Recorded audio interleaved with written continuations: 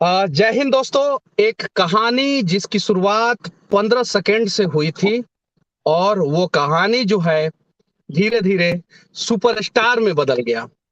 हम किसी और की बात नहीं कर रहे हैं, हम लोग बात कर रहे हैं बिहार के एक काबिल युवा, साधारण परिवार से आने वाले युवा। और बैकग्राउंड देख के आप समझ सकते हैं वैसे परिवार से आने वाले युवा आदर्श आनंद की, जिसके बारे में आज के समय में बॉलीवुड के सभी सुपरस्टार और बिहार के लगभग लगभग सोशल मीडिया पे जितने भी एक्टिव लोग हैं वो सभी लोग जानते हैं। टिकटॉक से शुरुआत हुई थी, अजीब वीडियो बनाते थे, हम लोगों को भी समझ में नहीं आता था कि आखिर ये कर क्या रहे हैं। लेकिन कहीं नहीं तो कहीं इनका जो सपना था, इनका जो रास्ता था, इन्हें पता था और इन्होंने उस रास्ते पे चलते हुए एक मुकाम को हासिल किया और आज हम लोग उस मुकाम को सलाम करते हैं। स्वागत है आदर्श आनंद जी आपका सच तक न्यूज में। बहुत बहुत शुक्रिया मनीष भैया आपको। और मनीष भैया से जुड़े जितने भी प्यारे प्यारे लोग हैं उनको भी चरण स्पर्श, और हमसे बड़ों को चरण स्पर्श प्रणाम करते हैं। सर झुकाकर उनका अभिनंदन करते हैं और प्रणाम करते हैं सभी के माता पिताओं को। और हम उम्र के जितने भी लोग हैं उनको इलू इलू कहते हैं। और मनीष भैया ने जब शुरुआत में जिक्र किया कि 15 सेकेंड से शुरुआत करी है, एक्चुअली टिकटॉक से मेरी शुरुआत नहीं थी, यूट्यूब से मैंने शुरुआत करी थी। हाँ, हम्म। जो एक्सप्लोर हुआ है मनीष भैया, वो टिकटॉक से ज्यादा एक्सप्लोरेशन मेरे को मिला है। एंड वहां से हम्म। लोग कुछ ज्यादा ही मतलब जानने लगे, वहां से कुछ ज्यादा ही वीडियो वायरल हुए और हम्म। सभी लोगों को बहुत आ, बहुत प्यार और सच तक को बहुत बहुत आ, प्यार। अच्छा, बिहार के पहला सवाल मैं पूछना चाहता हूं और पहला ही जी। सवाल जो है कुछ लोगों को आखिरी समझ में आएगा। बिहार के काबिल युवाओं को क्या संदेश देना चाहते हैं आप? देखिए, ये थोड़ा सा कटुर होगा और बिहार में एक यही है कि मैं अगर कहूँ नेगेटिविटी है, मेंटालिटी है कुछ कुछ युवाओं में। अगर वो इस क्षेत्र में आगे बढ़ रहे हैं या फिर कुछ कर रहे हैं, जैसे सिंगिंग कर रहे हो, डांसिंग कर रहे हो, कोरियोग्राफी कर रहे हो, या फिर एक्टिंग कर रहे हो, तो इस क्षेत्र में सब लोग, बिहार में बहुत ज्यादा टैलेंट है मनीष भैया, बहुत ज्यादा टैलेंट है। लेकिन आपने बोला ना काबिल युवाओं युवाओं को क्या संदेश देना चाहेंगे, तो हम तो यही कहेंगे कि आप जो कर रहे हैं सही कर रहे हैं, लेकिन अपने आप को कभी काबिल न समझिए ज्यादा।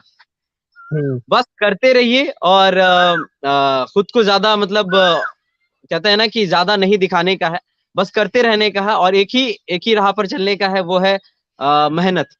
बस मेहनत करते हम्म। रहिए। मेरा ये मानना है कि अगर नेगेटिविटीज, लोग अलग अलग तरीके की बातें बोलते हैं, टिप्पणियां करते हैं, अजीबो गरीब बातें करेंगे आपके बारे में, आपके विषय में, आपके फैमिली के बारे में, सोसाइटी भी कहेगी, बट इन तमाम चीजों को इग्नोर करके चलने का है।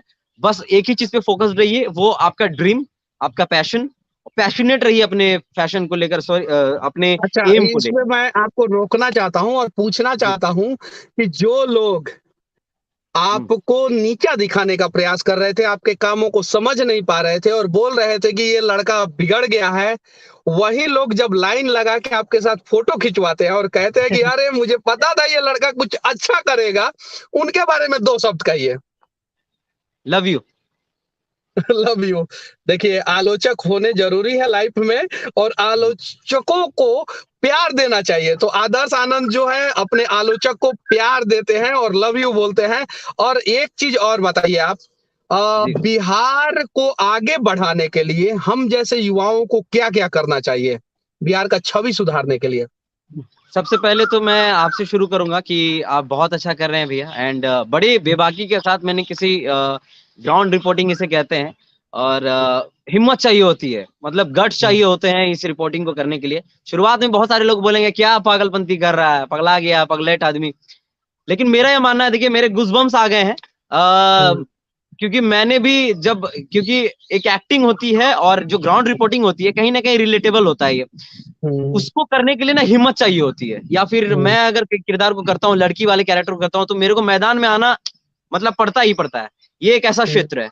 तो आप आपसे शुरुआत करेंगे, क्योंकि आई थिंक आप, you are doing such types of thing कि मतलब कोई अलग कर रहे हो आप, मतलब जितने भी रिपोर्टर्स है ना, उनसे अलग करो। कहीं भी जाए एकदम घुस जाना, एकदम मायके धसा देना एकदम। ये सब चीज आपका बहुत बेबाकी के साथ जो आप करते हो मनीष भैया, मतलब बहुत बहुत खतरनाक करते हो। और ये चीज हमें बहुत ज्यादा पसंद है, मैं भी पर्सनली देखता हूँ आपके वीडियोस को, जो कि एंटरटेनिंग होती है, रियल होती हैं, और एक बहुत अच्छी चीज आप में ये, जो कि मैंने अभी कभी नहीं छोड़ी है, अपने जमीर को, तो वो जमीर आप में हम्म, दिखता है। और जमीन को भी आपने हम्म। नहीं छोड़ा है, तो वो सबसे अच्छी चीज है। तो लोगों को ये कभी नहीं छोड़ना चाहिए, अपने बिहार के लोगों को पर्सनली ये कहेंगे। एंड बहुत अच्छा कर रहे हैं भैया, and all the best to you. अच्छा, और अब बस शुरुआत यही। करते हैं आपकी कहानी की। चलो ये तो हो गया सब कुछ। आपकी जी। कहानी की शुरुआत कहाँ से हुई थी और किस प्रकार से हुई थी, इसके बारे में आप थोड़ा बताइए। एक्चुअली जब 4 साल की उम्र के थे हम, तो तब से ही ये सब चीजें चल रही हैं। एंड स्टार्टिंग में पापा, मतलब इधर पापा को कल्चरल एक्टिविटी से बहुत ज्यादा प्यार है, मोहब्बत है। और डांस, सिंगिंग, कलाकारों से बहुत ज्यादा प्यार है। एक्चुअली पापा, जब मैं किसी और घर पे सोया रहता था, लेटा रहता था, तो पापा की आवाज ना कानों में गूंजती थी। पापा मोहम्मद रफी सर की आवाज में गुनगुनाया करते थे। मेरे को कहीं ना कहीं लगता था कि पापा एक अच्छे कलाकार हैं, कहीं ना कहीं उनका सपना है कि एक सिंगर बनेंगे। तो उनकी आवाज बहुत अच्छी है। और बस उसके बाद क्या हुआ कि पापा चाहते थे शायद कि मेरा बेटा भी वैसा ही बने, इसके अंदर कुछ भी प्रतिभा आए। तो ये सब चीज कराने के लिए पापा ना, मतलब मेरे को तैयार करते थे। मेरे अंदर वो, क्योंकि मैं घर पे बहुत उछलम कुदलम करता था, हम्म, पागलपंती करता था जब मैं छोटा था। उसके बाद पापा, और स्टेज फियर मेरे को बहुत था, तो पापा ना पकड़ के उठा के पटक के एकदम कूटे भी हैं कि हम्म। तुमको ये करना है, तुमको ये हाँ। करना है। और डांस नहीं करता था मैं स्टेज पे। स्टेज पे क्या होता था हम्म, भैया, बोलना नहीं पड़ता था। अब पापा की मार और हम्म, डांट ने मेरे को वो बना दिया, सिखा दिया। और हम्म, बोलना नहीं पड़ता, सिर्फ लिपसिंग करना पड़ता था। तो सबसे पहला जो हम्म, गीत था मेरा, 4 साल की उम्र पे मैंने भागलपुर की जो डीएम है, उनसे मैं पुरस्कृत हुआ था। उन्होंने मुझे पुरस्कार दिया था, 101 रुपए का इनाम दिया था। और हम्म, बहुत सारे नेता भी आए थे, उन्होंने भी मतलब 1,101 रुपया का पुरस्कार दिया था। तो मैं उससे मोटिवेट होता गया। मेरे को लगा कि अरे यार, पापा ठीके मारते थे हमको, इसमें हम्म, पैसों मिलता है भाई, करो। तो हाँ, उसके बाद बचपन से ये सब चीज रुचि होते होते फिर पापा ने स्टेज फिर हटाया, बोलना सिखाया। स्पीच कॉम्पिटिशन्स वगैरह में मैं हिस्सा लेने लगा। एंड लोग अप्रिशिएट करने लगे। उसमें मैं जीता प्रथम पुरस्कार। गांधी जयंती पर स्पीच देता था, पंडित जवाहरलाल नेहरू सर पे स्पीच देता था, 15 अगस्त पे स्पीच देता था। सब में अव्वल आता गया। और बेबाकी के साथ बोलना सीखा, माइक पकड़ना सीखा, माइक से मोहब्बत कैसी होती है वो मैंने जाना बाद में। तो ये सब चीज मेरे पिताजी के ही थ्रू है। और 10th क्लास, 12th क्लास में फिर मैंने मिमिक्री मतलब करना सीखी। और आज भगवान और सबकी दया से, ऊपर वाले का आशीर्वाद है, माँ सरस्वती है, जो कि 200 से ज्यादा लोगों की मैं आवाजें निकाल लेता हूँ। अच्छा, तो मिमिक्री पे याद आया मुझे। जी। आप 200 लोगों से ज्यादा लोगों की आवाज निकाल लेते हैं। नरेंद्र मोदी जी का निकालते हैं कि नहीं निकालते? जी, नरेंद्र मोदी सर। हाँ। मित्रा, मेरे प्यारे देशवासियों, इस बार मैं सच तक में आप लोगों से सच कहना चाहता हूं। मैं आप लोगों से ये कहने जा रहा हूं, इस बार यूपी के इलेक्शन में, चाहे भारत के इलेक्शन में भी,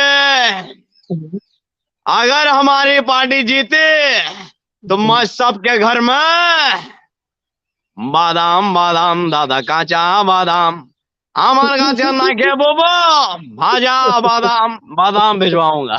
बादाम तो बेचवाऊंगा। अरे, बादाम बेचने के चक्कर में मोदी जी आपको पकड़ लिए तो फिर। नहीं, अच्छा, बादाम ये बताइए। सबके घर में भिजवाऊंगा। इससे क्या होगा कि मोदी जी ये कह रहे हैं, बादाम सबके भेजवाऊंगा, घर में बेचवाऊंगा पहुंचाएंगे। नहीं, भेजवाऊंगा।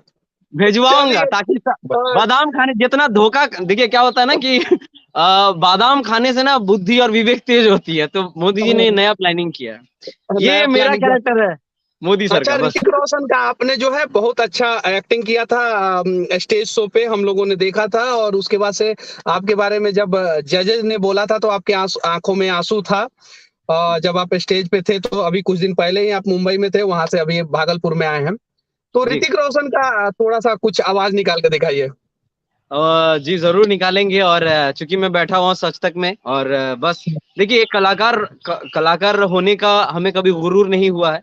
और हम्म, मेरे माता पिता ने जो हमें संस्कार दिए हैं, वो हम तहे दिल से उनका शुक्रिया अदा हमेशा करते हैं। देखिए, सच तक मैं बैठा हूँ, और सच सच ना बोलूं ये होगा नहीं। और ये सच शायद पहुंचनी चाहिए, क्योंकि मेरा जो परफॉर्मेंस था मनीष भैया, वो कुल मिलाकर जो बैक स्टोरीज है, मेरा खुद का अपना पर्सनल परफॉर्मेंस है, एंड क्या बताऊं, वो जो है ना, पूरी तरह से मतलब एक तरह से आधा अधूरा दिखाया गया है। टोटल मेरा जो परफॉर्मेंस था वो 12 मिनट का, 11 मिनट का था।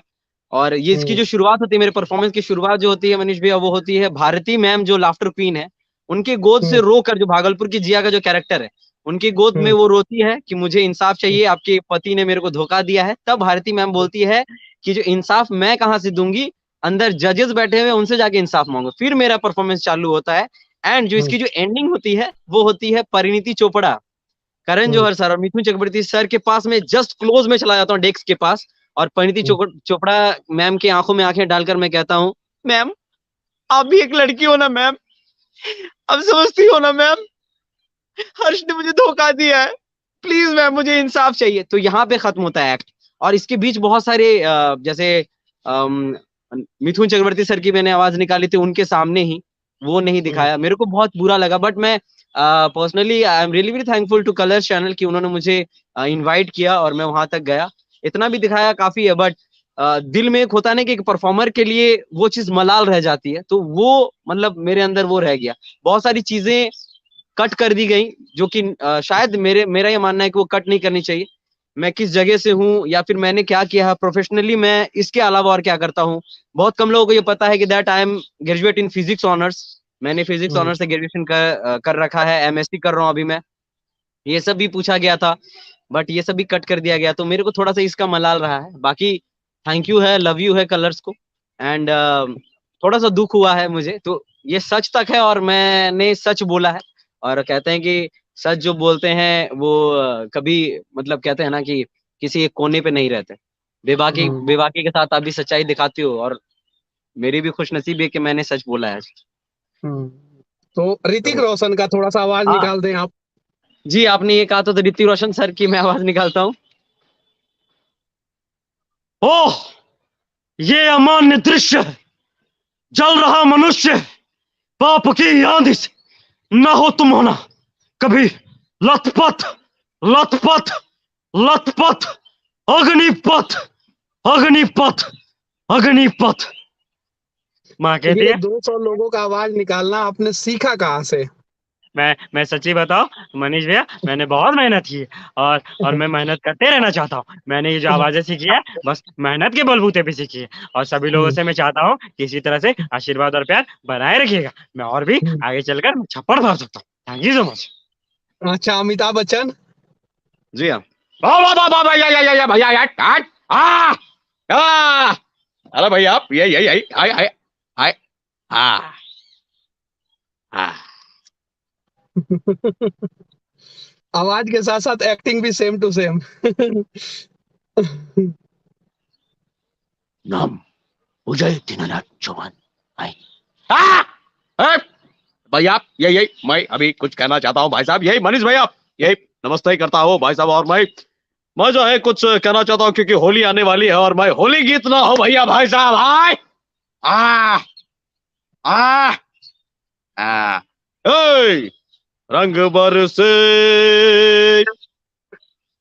भीगे चुनर वाली, रंग बरसे, वाह, रंग बरसे भीगे चुनर वाली, रंग बरसे, रंग बरसे भीगे चुनर वाली, रंग बरसे, रंग बरसे भीगे चुनर वाली, रंग बरसे। हैप्पी होली। धन्यवाद। अरे, आप तो गाना भी अमिताभ बच्चन की आवाज में गा देते हैं। और हमें पूरा उम्मीद है कि भविष्य का सुपरस्टार से मैं बात कर रहा हूं, जो जी आदर्श आनंद, जो बहुत बड़े सुपरस्टार होंगे और अभी सुपरस्टार बनने के रास्ते पे हैं और बनेंगे। और हम सभी बिहारियों का जो है हमेशा जो है मतलब कि आशीर्वाद रहेगा, इनके साथ साथ रहेगा, सहयोग रहेगा। थैंक यू थैंक अ, कुछ और कलाकारों का, जैसे नाना पाटेकर हैं और भी बहुत सारे लोग हैं, तो उनका आवाज निकाल के थोड़ा सा सुनाइए। ठीक है, आप नाम लेते रहिए, हम जरूर सुनाएंगे। हम नाम लेते रहे। Okay, Nana Patekar sir. हाँ,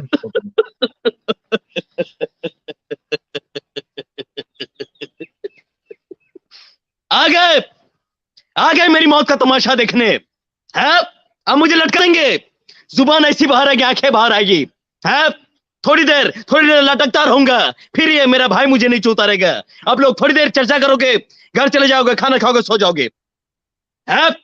तुम्हारी ये नामर्दानगी, तुम्हारी ये बुजदिली एक दिन इसी देश की मौत का तमाशा इसी खामोशी दिखेगी। कुछ नहीं कहना मुझे तुम्हें, कुछ नहीं है। ये कलम वाली भाई कलम के जोर पर क्रांति लाना चाहती थी, कलम के जोर से काले वर्तमान को खत्म करना चाहती थी, लेकिन कौन समझा उसकी बात को। सब साले जिन्ना मुर्दा, मुर्दा किसे जगह थी वो, मैं जाग गया है। कुछ अच्छा काम करके जा रहा हूं, सुकून है, सुकून है। लेकिन याद रखना, तुम्हारी ये खामोशी एक दिन तुम्हारे लिए रोना बन जाएगी है। मैं क्यों समझा रहा हूं तुमको, पागल हूं मैं, भूसा भरा पड़ा मेरे दिमाग में, क्यों बातें करो पत्थरों से। हंसो, हंसो है। एक क्रांतिकारी कुत्ते की मौत और मरने जा रहा है, हमें क्या है। हम तो भाई ऐसे ही जिएंगे, जियो भाई जियो, जैसे चाहिए वैसे जियो। मैं यही जीने की जिंदगी नहीं जीना चाहता। ये लाला दे। Thank you. लालू प्रसाद यादव। देखो बाप, बाप, बाप, सच तक ये और सच बोल कर जाइए। हम देखो बहुत अच्छा लग रहा है, ये जो माहौल बना है। और चारों ओर है मनोज भैया, चारों ओर हम देख रहा हूँ, इंडिया में जो चल रहा है ना, इसके पीछे जो है विरोधी पार्टी का हाथ है। क्या चल रहा है इंडिया में, बादाम बादाम। और लोग जो, हम आपको बता रहा भैया, इंस्टाग्राम रील्स में सबको देख रहा हूँ, बादाम देखे क्या कर रहा। देखो बादाम बादाम दादा, बादाम है ये बादाम है हो। ये बादाम अटका रहा, उल्टा फुंडा कर रहा, बुरबक कहेगा। सब जो है उल्टा फुंडा कर रहा, बादाम बादाम क्या बादाम। इसमें मोदी जी का चाल है। नीतीश कुमार का थोड़ा सा निकाल दीजिए। नीतीश कुमार सर का प्रैक्टिस कर रहा हूँ मैं, एंड वो भी बहुत जल्द निकलेंगे जी। क्योंकि प्रैक्टिस नीतीश चल कुमार रही है। बनना थोड़ा सा टफ है, कॉम्प्लिकेटेड है। हाँ, थोड़ा सा टफ है, क्योंकि उनकी जो आवाज है ना वो है, हम जानते हैं कि ये कर पाना तुम्हारे लिए बहुत असंभव है, तुम लेकिन कर लोगे, ऐसे टाइप की कुछ है, तो हम कोशिश करेंगे। योगी आदित्यनाथ चुनाव जीतने के बाद किस प्रकार से भाषण देंगे, वो बताइए। तो सबसे पहले योगी आदित्यनाथ सर चुनाव जीतने के बाद वो तो आएंगे ही, लेकिन उनसे पहले हमारे जो रवि किशन सर है वो भी यूपी से ही हैं। हाँ। तो वो कुछ कहेंगे। अरे बाप रे बाप, अरे बाबू प्रणाम करताने हो बाबू, गोर लागताने तो लोग के एकदम। बहुत अच्छा लग रहा है बाबू की अपना जो है पार्टी जीत गया है, और हम यही कहेंगे कि बाबू जो है अद्भुत अद्भुतम अद्भुतांग बाबू, यूपी में का बा। अरे ओ बाप रे बाप, यूपी में जो है ना बाबू, हम क्या कहेंगे, यूपी में योगी बा, योगी बाबा बा। और योगी जी भी आए हैं, वो कह रहे हैं उत्तर प्रदेश के जितने भी लोग हैं उनको मैं बस यही कहना चाहता हूं कि सब कुछ सही है, और अपनी दृष्टिकोण से अगर हम देखें तो मानसिकता की प्रॉब्लम। मैंने कोशिश की है, मैं कोशिश कर रहा हूं, और ये कोशिश आगे तक जाएगी। बहुत बहुत शुक्रिया। और हमें पता है कि हमारी ही पार्टी, राहुल गांधी भैया हम अगर जीत जाएंगे तो सभी के घर में हम एक मशीन भिजवाएंगे, जिसमें एक तरफ से आप डालिएगा, दूसरे तरफ से सोना आएगा। ये देखिए, ये ऊपर चील क्यों घूम रहे हैं, क्योंकि इनको रोजगार नहीं मिल रहा है। बहुत अच्छा लग रहा है आपसे बात करके, और बहुत जल्द जो है आपसे मुलाकात भी होगा। ये तो लाइव सेशन था, अभी मैं उत्तर प्रदेश में हूँ और लखनऊ के रास्ते पे हूँ। और आप भागलपुर में हैं, और बिहार के सभी लोगों से विनती करना चाहता हूं कि बिहार का कोई भी काबिल युवा अगर आगे निकले ना, तो हम हाथ पकड़ के उसे आगे बढ़ाने का प्रयास करें। और जब हम हाथ बढ़ा पकड़ के उसे आगे बढ़ाने का प्रयास करेंगे, आदर्श आनंद ने कितना स्ट्रगल किया है, क्या क्या झेला है, शायद आप यूट्यूब पे जाके अनेकों वीडियो देख सकते हैं जिसमें इन्होंने अपने बारे में बताया है। तो बस एक सहारा बना जाए हम लोग एक दूसरे का, और जितने भी काबिल युवा हैं उन्हें आगे बढ़ाने का प्रयास किया जाए। और बहुत जल्द जो है मैं आदर्श आनंद जी से मिलने, ये देश के किसी भी बिल्कुल। कोने में रहेंगे, उत्तर प्रदेश के चुनाव के बाद आऊंगा और मैं आपसे मिलूंगा। आपसे बात करके लाइव सेशन से जुड़ के बहुत अच्छा लगा। और थैंक यू आप सो मच अपने भैया। कला का परिचय ऐसे ही देते रहे, ऐसे ही आगे बढ़ते रहे। हम सभी आपके साथ हैं, और जहां भी जिस प्रकार से सहयोग चाहिए हम सभी आपके साथ खड़े रहेंगे। आखिरी थैंक यू भैया। में बिहार के लोगों को क्या संदेश देना चाहते हैं? बस जैसा आपने तो आधा बोल ही दिया है, बस इसमें हम कुछ जोड़ना चाहेंगे कि बस अपने माता पिता का हमेशा इस्तकबाल कीजिए, उनकी खिदमत कीजिए। और हमारे बिहार के युवाओं से बस यही कहेंगे कि मतलब एक एकता होनी चाहिए कलाकारों के बीच में भी, क्योंकि एक कलाकार, मैंने देखा है, मैंने जहां तक ऑब्जर्व किया है बिहार में, कि एक कलाकार दूसरे कलाकार से ज्वलनशील की भावना रखते हैं। तो प्लीज वो ना रखे, एक मोहब्बत से आगे बढ़े। और बिहार में बहुत सारे ऐसे टैलेंटेड लोग हैं। बस मैं यही चाहता हूँ कि हाथ एक दूसरे का पकड़ कर आगे बढ़े। और बस इसी तरह से आपके आदर्श को मोहब्बत और प्यार देते रहिएगा। और जाते जाते ये आदर्श आपका यही कहना चाहेगा कि अपना ख्याल रखिएगा, अपने इर्द गिर्द अपने चाहने वालों का ख्याल रखिएगा। और कोशिश कीजिएगा ऐसा कुछ ना कुछ जरूर करते रहें कि अपने बड़ों के, अपने बुजुर्ग, अपने पेरेंट्स की दुआओं में आबाद रहें। क्योंकि मेरा ये मानना है, जो लोग अपने बड़ों, अपने बुजुर्गों, अपने पेरेंट्स की दुआओं में आबाद रहते हैं, उन्हें कभी कोई बर्बाद नहीं कर सकता। और मेरा ये भी मानना है कि इतनी ज्यादा सुनने वालों में से, देखने वालों में से कोई ना कोई एक तो ऐसा होगा जरूर जिसकी दुआएं कबूल होती होंगी। तो प्लीज आपके इस आदर्श और मेरे बच्चा पार्टी के लिए दुआ जरूर कीजिएगा। तो इसी के साथ में चलता हूँ, दुआओं में याद रखना, अपने माता पिता को करो आदर सम्मान, उनका ख्याल रखना, खुद रहो साफ सुथरे, हमारी इस धरती माँ को भी साफ रखना, लड़कियों की करो इज्जत, इस बात का हमेशा ख्याल रखना। और बाकी के time do what you wanted to do, man, do double but not trouble your family and your mother, man. Thank you so much, bye bye, take care, see you, शब्बा का शुभ रात्रि। एंड मनीष भैया, love you too, thank you सस्तक, love you all. चलिए, तो चलिए, ये कोई सलमान खान नहीं थे, ये अमिताभ बच्चन नहीं थे, ये हमारे बिहार के काबिल युवा आदर्श आनंद थे।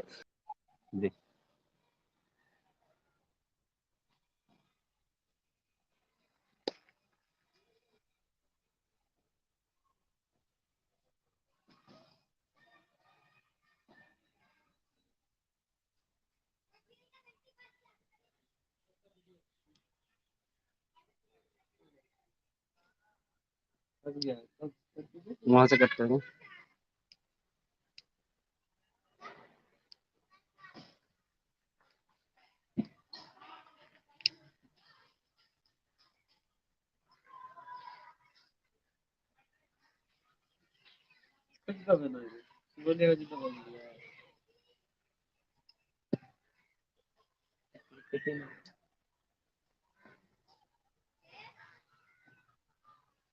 वो काटना होगा भैया।